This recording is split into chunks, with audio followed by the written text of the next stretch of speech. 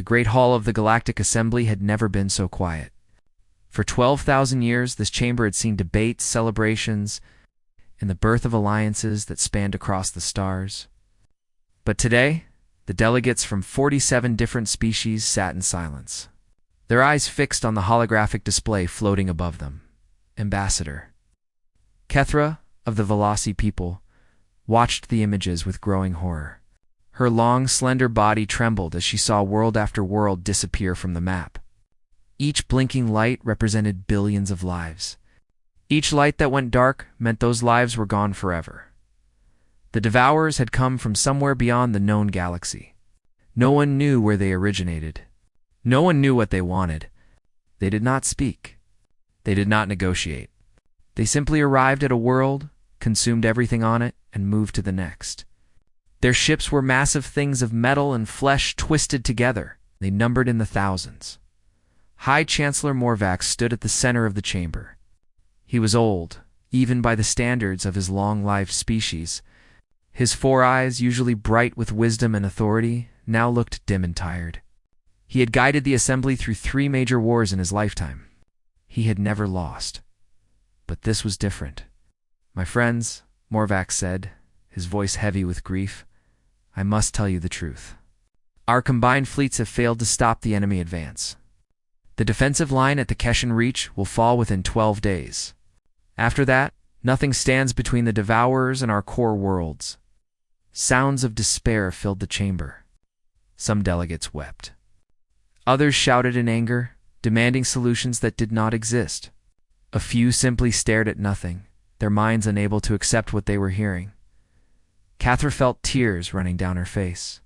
She thought of her homeworld, of her children waiting there for news. She thought of the beautiful cities her people had built over thousands of years, the art and music and stories that made them who they were. All of it would be gone, consumed, forgotten. "There must be something we can do," a delegate called out. "Some weapon we have not tried. Some alliance we have not made." Morvax shook his head slowly. "We have tried everything. Every strategy. Every technology. The Devourers adapt too quickly. They learn from each battle and become stronger. Our best military minds say we have 40 days at most before the core worlds fall. After that," he did not finish the sentence. He did not need to. In the back of the chamber, a small voice spoke up. Ambassador Yenny of the Prill Confederacy was young and new to her position. Her species was small and timid, known more for their scientific achievements than their courage. But something in her voice made the entire chamber turn to look at her. What about the humans? The reaction was immediate and explosive. Delegates shouted over each other. Some screamed in protest. Others looked at Yenny as if she had gone insane. "The humans are quarantined. They are too dangerous. We locked them away for good reason. You would doom us all." Kethra watched the chaos with confusion. She knew about the humans, of course. Every species in the Assembly knew about them. They were a young race from a small planet called Earth, confined to their home system for the past 200 years. But she had never understood exactly why they were considered so dangerous. They were small creatures, physically weaker than most Assembly species. Their technology was primitive compared to the great powers of the galaxy. Chancellor Morvax raised his hand for silence. It took a long time for the shouting to stop. "Ambassador Yenny," he said carefully, "explain your suggestion." Yenny trembled under the weight of so many stares, but she stood her ground. "The humans are warriors. Everyone knows this. That is why they were quarantined. If the Devourers are truly unstoppable, if all our forces have failed, then perhaps we need warriors who are truly dangerous. Perhaps we need the humans." "You do not know what you are asking," an old delegate said. His name was Sage Luminous, and he was the oldest being in the chamber. His body was made of living crystal that glowed with soft light. He had lived for over 9,000 years and had witnessed the rise and fall of empires. "I was there when we first met the humans. I saw what they can do." Kethra leaned forward. "Tell us, Sage Luminous. Help us understand why we fear them so much." The ancient being's light flickered, as if remembering things he wished he could forget. The humans achieved faster-than-light travel about 300 years ago, Luminous began. We made contact shortly after and invited them to join the assembly. They seemed promising. They were intelligent, creative, and social.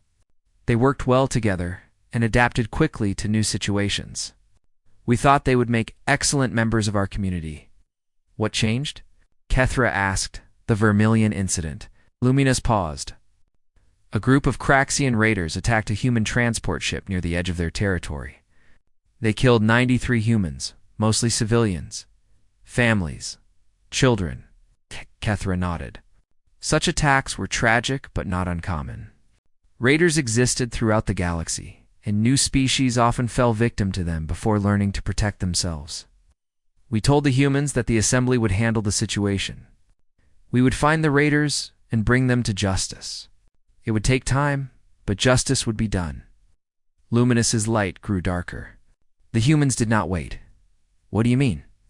Within 3 days of their planetary time, the humans had tracked the raiders to their hidden base. The Craxians had over 4,000 warriors there, protected by defensive systems that should have held against a fleet assault.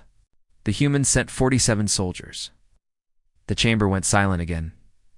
47, Kethra repeated. Sure, she had misheard. 47 of their Marines, Luminous confirmed. They infiltrated the base, fought through 4,000 enemy soldiers, and captured the installation intact. They took prisoners because they wanted the Craxians to face trial for what they had done. That is impossible, someone said. I have seen the recordings, Luminous replied. It is not impossible. It is simply human. They moved through enemy defenses as if they could see the future. They adapted to every weapon and tactic used against them within moments. They fought with a ferocity that our psychologists could not explain. But that should make them valuable allies, Yenny pressed. Why did we lock them away? Luminous turned his glowing form toward her. Because of what came next? Because of the Nexus War. Because when we truly saw what humans could do when they stopped holding back, we realized they were not just dangerous. They were terrifying. And the most terrifying thing of all was that they did not enjoy it. They were not evil. They were simply very, very good at violence when they decided it was necessary. Kethra felt a chill run through her body. She looked at the map still floating above the chamber, at the Devourer fleet moving closer to everything she loved. Tell us about the Nexus War, she said. Tell us everything. Sage Luminous closed his eyes, and his crystalline body began to glow brighter. Images appeared in the air above the chamber, memories made visible through ancient technology. The delegates watched as history came alive before them. The Nexus hegemony was an empire of conquerors, Luminous began. They had absorbed 17 species into their control through force and fear. When they turned their attention to assembly space, we prepared for war. It would be difficult, we knew, but we had faced threats before. We believed we could win. The projection showed Nexus warships, massive vessels covered in weapons. Their fleet was enormous, stretching across the stars like a dark cloud. The humans volunteered to help. They had been members of the assembly for only 12 years at that time, and their fleet was small. But they had proven themselves useful in border conflicts. Their tactical thinking was unusual, but effective. So we accepted their offer. What assignment did you give them? Chancellor Morvax asked. We sent them to defend the Althean system. It was a minor position, strategically unimportant. We expected the Nexus to send a small force there while their main fleet attacked elsewhere. We told the humans to hold the line for 10 days until reinforcements arrived. Simple defensive duty. Luminous paused. We were wrong about the Nexus plans. The projection changed to show the Althean system. A blue-green world orbited a yellow star, peaceful and beautiful. Then the darkness came. 300 Nexus warships emerged from faster-than-light travel, far more than anyone had expected. The Nexus commander wanted to make an example. He brought 300 ships to destroy a position defended by 42 human vessels. He expected easy victory. Kethra watched the projection with growing tension. The human ships looked so small compared to the Nexus fleet. They were arranged in defensive positions around the planet, exactly as assembly doctrine demanded.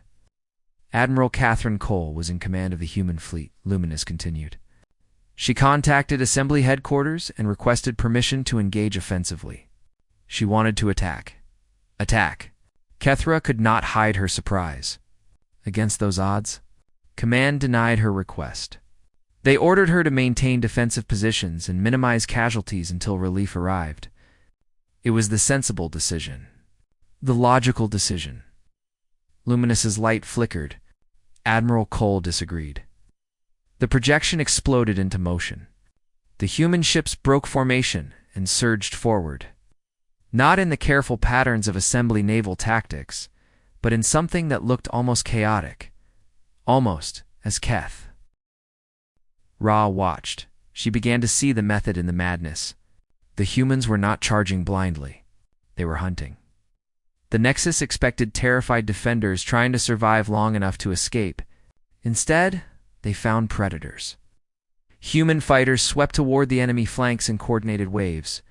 They wove between the massive Nexus battleships, targeting weapons systems and engines with precise strikes.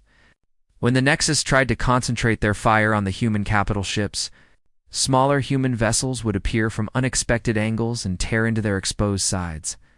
They used tactics we had never seen, Luminous said. Their ships created overlapping fields of fire that multiplied their effectiveness. They targeted command ships first, throwing Nexus formations into confusion. When their weapons ran empty, they used their own reactor cores as bombs, ejecting them into enemy formations before the last moment. The battle in the projection was beautiful and terrible at the same time. Kethra watched human ships die, consumed by Nexus weapons fire. But for every human vessel destroyed, 3 Nexus ships fell. The great enemy fleet began to break apart, their careful formations collapsing into chaos. In 18 hours, Admiral Cole destroyed or disabled 211 enemy warships. She lost 19 of her own. Luminous let that number hang in the air. The remaining Nexus vessels fled. They had come to destroy a minor outpost and found themselves facing something they could not understand. She won, Yenny whispered. That is a miracle, not a reason for fear. Watch what happened next. The projection showed the aftermath of the battle. Debris filled space around Althea. Damaged ships drifted among the wreckage. And moving through all of it were human rescue teams. They pulled survivors from both sides out of destroyed vessels. Human medics treated wounded Nexus soldiers with the same care they showed their own people. Admiral Cole refused to leave the battlefield until every survivor had been recovered. Human Nexus, it did not matter. She said that the battle was over, and now it was time to be human again. That sounds noble, Kethra said. Compassionate, it is. And that is exactly what frightened us.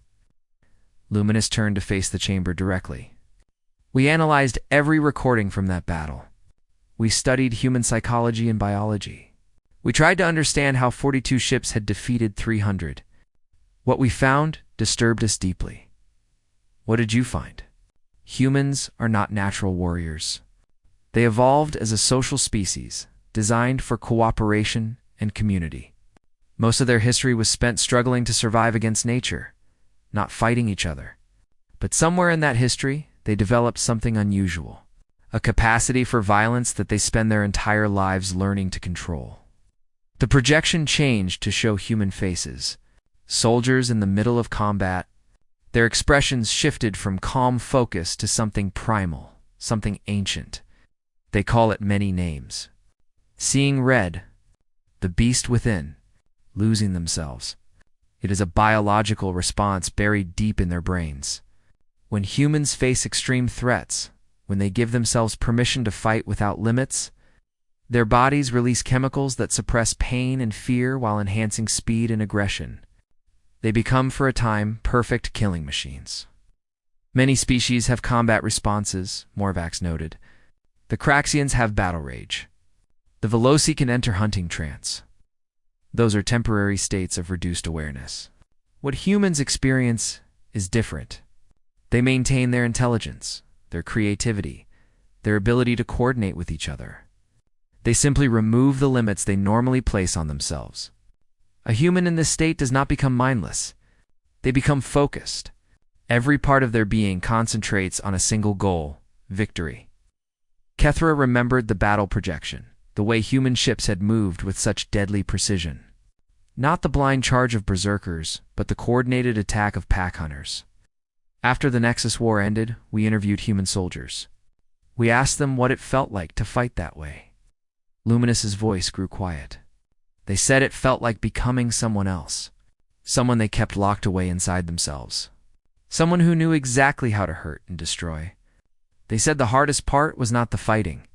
It was putting that person away again afterward. They control it, Kethra said slowly. They choose when to release it.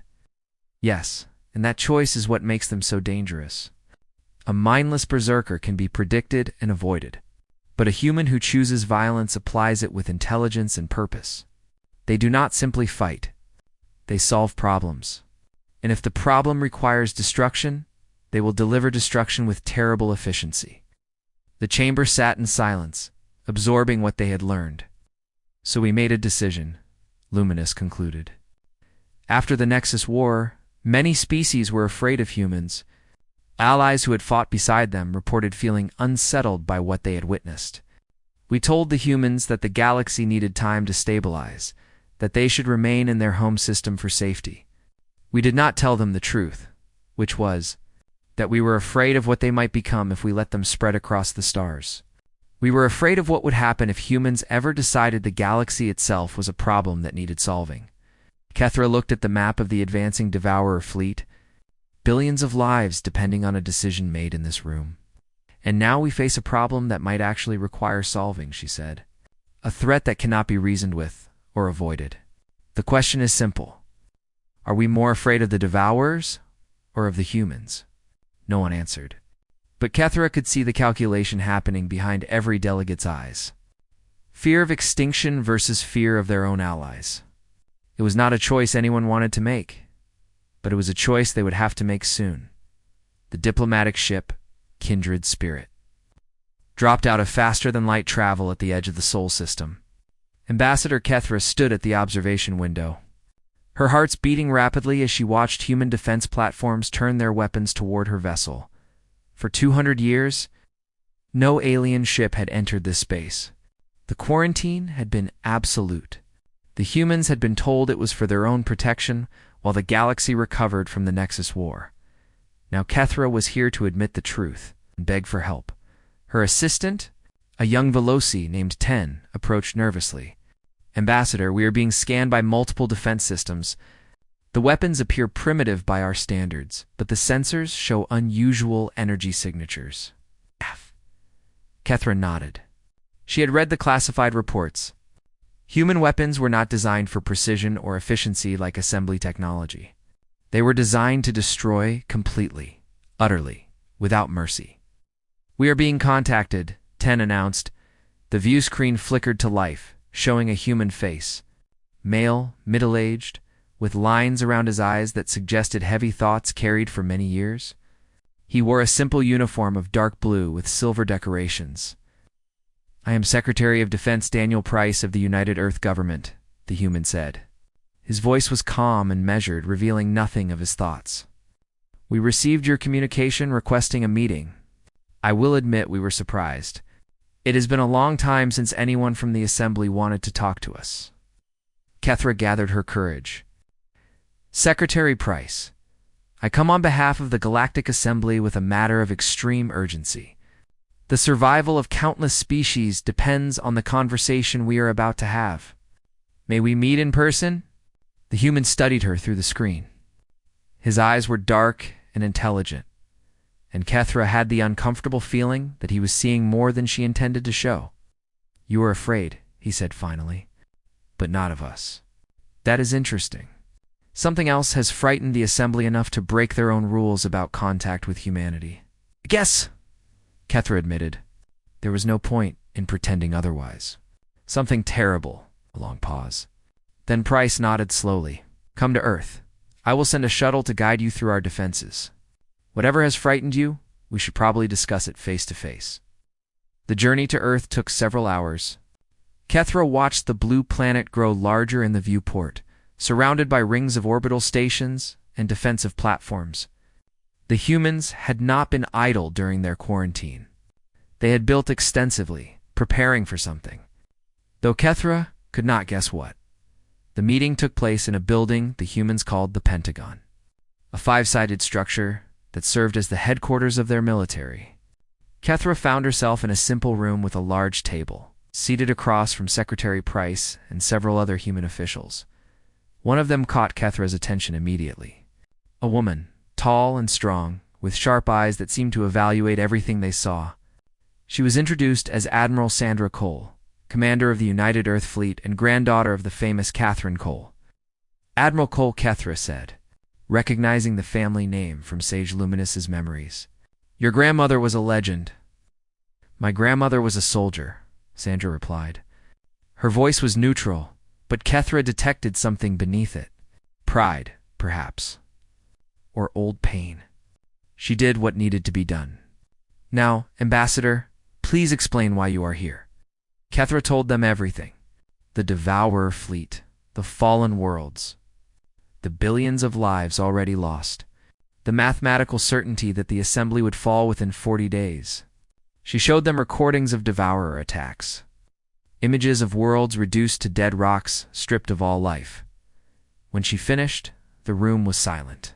Secretary Price leaned back in his chair, his expression unreadable. Admiral Cole studied the tactical data with focused intensity.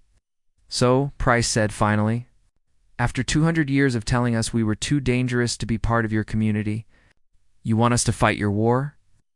Kethra felt shame burn through her, but she met his eyes directly. Yes, I understand how this must seem. The hypocrisy is obvious. We imprisoned you because we feared your capacity for violence, and now we come begging for exactly that violence to save us. That is exactly how it seems, Price agreed. And if we refuse, then we die. All of us. Every species in the assembly, every world, every child. The Devourers do not stop. They do not negotiate. They simply consume. Kethra paused. And eventually they will come here. To Earth? To your children? Admiral Cole looked up from the tactical display. How long until they reach your core worlds? 37 days by current projections and your defensive lines. The cache and reach, approximately 12 days travel from here. Cole pulled up a holographic map, studying the positions with expert eyes. Kethra watched her work, seeing the same predatory intelligence that must have made her grandmother such a devastating commander. You are not asking us to fight alongside you, Cole said slowly. You are asking us to fight instead of you. To do what your combined forces cannot. Yes. Kethra abandoned all pretense of diplomatic dignity. I am asking you to save us, please. There is no pride left. No political maneuvering. We made a terrible mistake 200 years ago. We locked you away because we were afraid of what you could do. Now we are begging you to do exactly what we feared. Secretary Price exchanged a long look with Admiral Cole. Some silent communication passed between them. The kind of understanding that came from years of working together. You need to understand something, Ambassador, Price said. For 200 years, my people have been trapped in this system. We watched the galaxy from afar. We saw species rise and fall. We saw wars fought and treaties signed, and we were not allowed to participate in any of it. I know. I am sorry. Some of us were bitter. Some still are. Price leaned forward. But we also used that time. We prepared. We advanced our technology. We trained our soldiers. Because humans have a saying, hope for the best, prepare for the worst.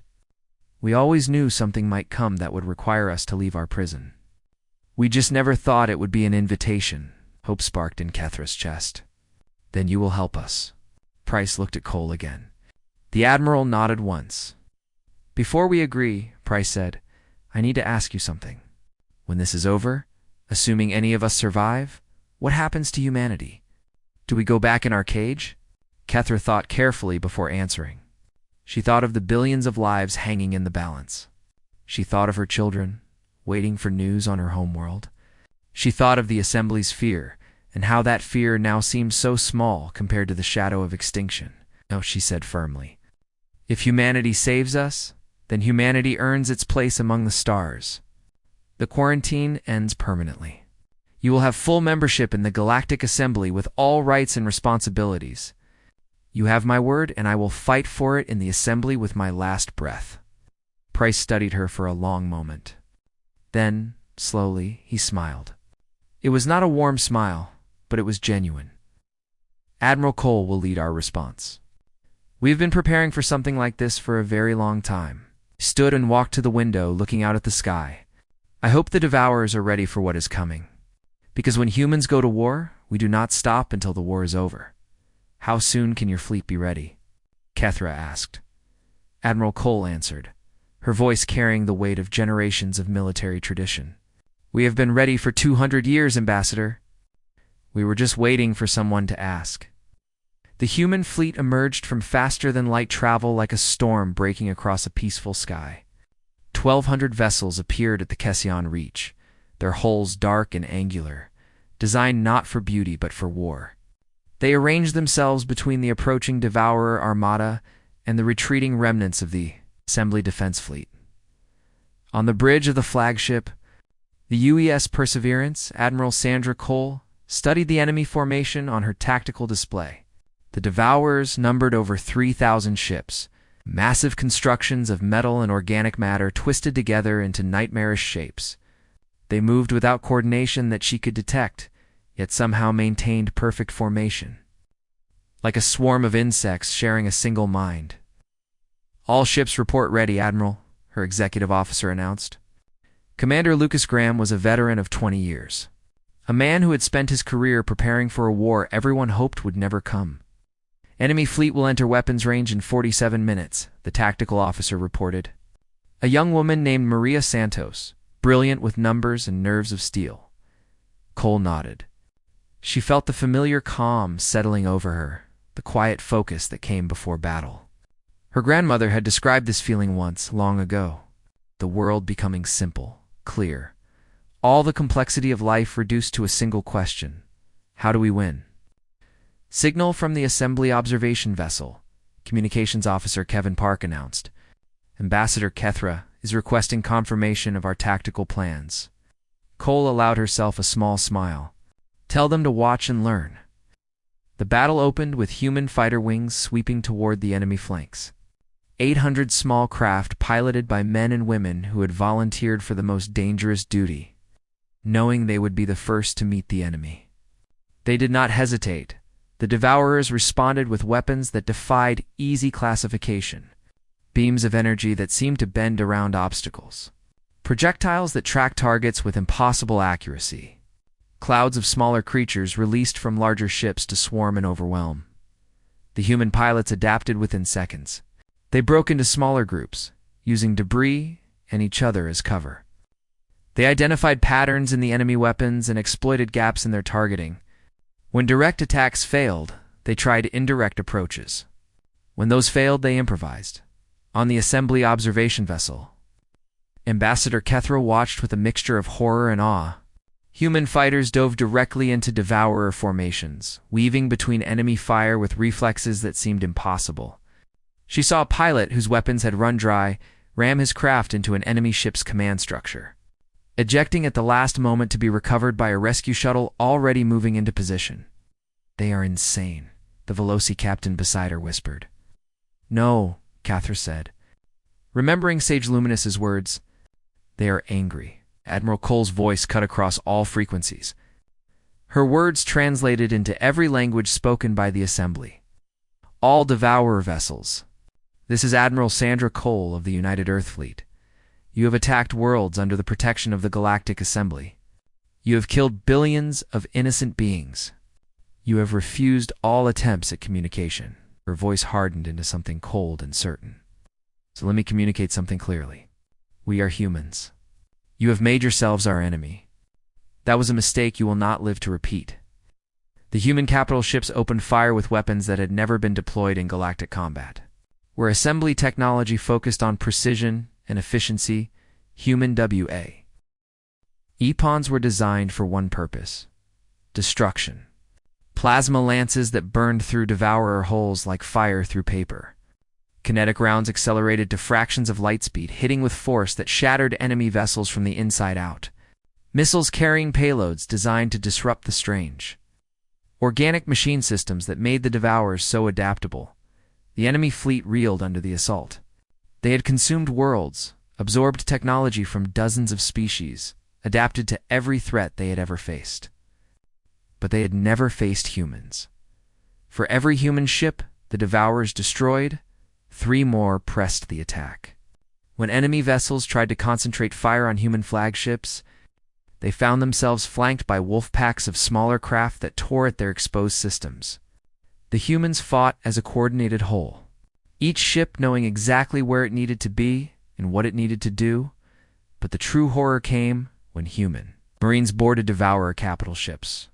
Sergeant Chris Patterson led his squad through breached holes into corridors that seemed designed to drive organic minds to madness. The walls moved. The air carried sounds that triggered primal fear. Images appeared from nowhere, showing death and suffering. Trying to break human will through psychological assault against most species, such tactics would have been devastating. Against humans, they only made them angrier. Patterson felt the old familiar fury rising in his chest as he watched one of his soldiers wounded by an enemy weapon. The beast inside him, the one he kept locked away in civilized life, rattled its cage and demanded release. He looked at his squad and saw the same transformation happening in their eyes. "They want us scared," he said, his voice flat and cold. "Let us show them what scared humans do." They moved through the devourer ship like a force of nature. When their rifles ran empty, they fought with pistols. When pistols failed, they used knives.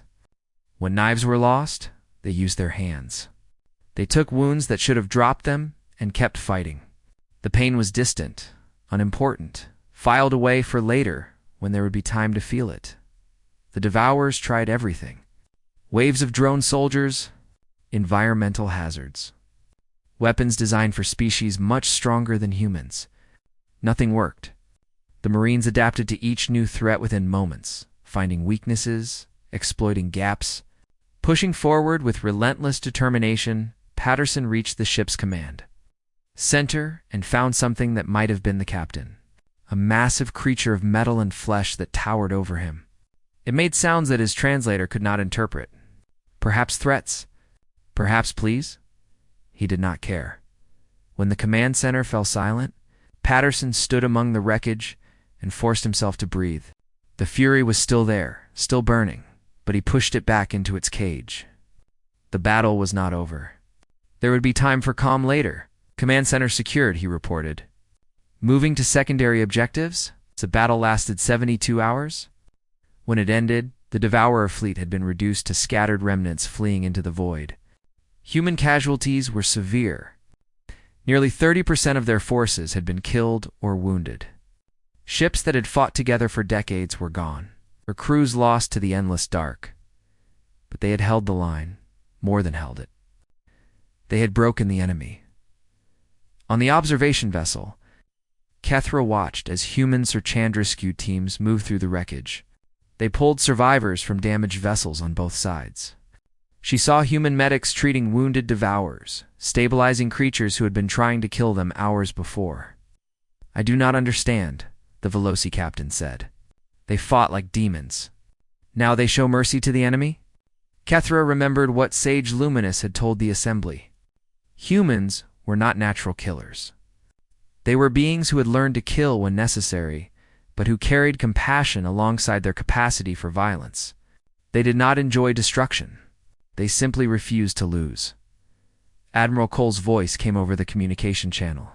She sounded exhausted, drained, but there was no triumph in her tone. Only weary resolve. "Assembly Command, the Devourer offensive has been halted. We are beginning recovery operations. I recommend sending medical and support vessels to assist. We have many wounded, theirs and ours." Kethra opened a channel to respond. "Admiral Cole, on behalf of the Galactic Assembly, I offer our deepest gratitude. You have saved us." A long pause. When Cole spoke again, her voice carried something that might have been sadness. We did not want to fight this battle, Ambassador. We never wanted to be your weapons. But when the choice was between fighting or watching innocent people die, there was no choice at all. She paused. That is what it means to be human. We do what needs to be done, and then we live with it afterward. Kethra thought about those words for a long time. She watched human soldiers helping devour her prisoners, showing kindness to beings who had earned nothing but hatred. She began to understand what Sage Luminous had meant about humans being terrifying. It was not their capacity for violence that made them dangerous. It was their capacity for both violence and mercy, existing in the same hearts, released according to choice and circumstance. They could be monsters when monsters were needed. They could be healers when healing was required, and they chose. Always, they chose. That was what made them human. 6 months after the Battle of Keshin Reach, the Galactic Assembly convened in full session for the first time since the crisis began. The Great Chamber was filled with delegates from all 47 member species, plus observers from a dozen more who had asked to join in the wake of humanity's intervention. Ambassador. Kethra stood at the central podium, looking out at faces that represented trillions of lives saved from extinction. She had rehearsed her speech many times, but now that the moment had arrived, the prepared words seemed inadequate. Distinguished delegates, she began, we gather today to fulfill a promise. 6 months ago, our civilization faced destruction. Every strategy had failed. Every defense had crumbled. We looked into the void and saw our own extinction staring back at us. She paused, allowing her words to settle into the silence. In that darkest hour, we turned to a species we had imprisoned out of fear. We asked them to save us from a threat we could not face alone. They could have refused. They would have been justified in refusing. We had treated them poorly for 2 centuries, locked them away because their strength frightened us. The chamber remained silent. Kethra could see memories of fear and shame on many faces. But they did not refuse. They answered our call not with anger for how we had treated them, but with sacrifice and courage that exceeded our highest hopes. The human fleet lost 417 vessels at Keshin Reach, over 60,000. Human soldiers gave their lives to protect worlds they had never seen, to save species who had kept them quarantined for generations. She turned to look at the human delegation seated in the gallery above. Admiral Sandra Cole was there, along with Secretary Daniel Price and a dozen other officials. They watched with expressions of guarded hope, uncertain of what verdict the assembly would deliver. When I asked Admiral Cole why humanity was willing to pay such a terrible price, she told me something I will never forget. She said, because you asked for help. That is all. We asked, and they came. Kethra's voice strengthened with conviction. Today we vote on the formal admission of the United Earth Government to the Galactic Assembly, but we are voting on more than membership documents and trade agreements. We are voting on what kind of galaxy we wish to live in. Do we choose fear? Do we continue to isolate those who are different, whose capabilities intimidate us? Or do we choose trust? Do we embrace the humans as partners, as equals, as friends? Chancellor Morvax rose from his seat. The ancient Thrall had aged visibly in the past 6 months, but his 4 eyes were bright with purpose. The chair calls for a vote. All in favor of admitting humanity to full membership in the Galactic Assembly with all rights and responsibilities thereof? Lights began to illuminate across the chamber. Green for yes. One by one, every single delegation voted in favor. 47 lights. Unanimous approval. The human delegation sat in stunned silence for a moment. Then Secretary Price rose to his feet, his face showing emotion for the first time that Kethra could remember. He bowed formally to the chamber, a gesture of respect and gratitude. Admiral Cole remained seated, her eyes distant. Kethra wondered what she was thinking. Perhaps of the soldiers who had died to make this moment possible. Perhaps of her grandmother, who had fought so brilliantly and been rewarded with exile. Later, at the reception celebrating humanity's admission, Kethra found Admiral Cole standing alone on a balcony. The human woman was watching the alien sky, her expression unreadable. Admiral, is something wrong? Cole shook her head slowly. just thinking. 200 years my people waited for this moment. Generations lived and died in that quarantine, dreaming of stars they could see but never reach. My grandmother fought to save the assembly and was told she was too dangerous to be allowed freedom.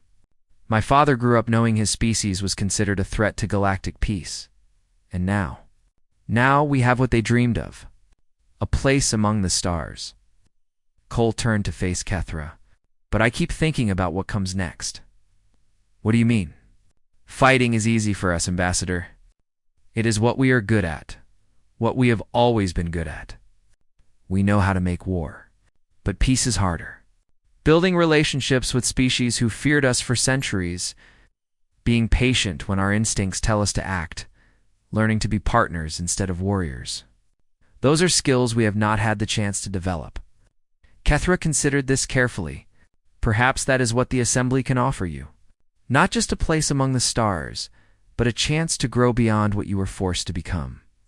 Cole smiled, the first genuine smile Kethra had seen from her.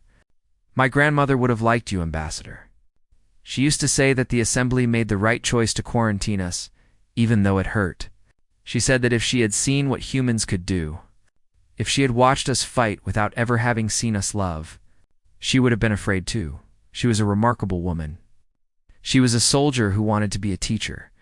She spent her last years working with children, trying to show them that strength meant nothing without wisdom to guide it. Cole looked back at the stars. I think she would be proud today. Not because we won a battle, but because we finally have the chance to show the galaxy who we really are. They stood together in comfortable silence.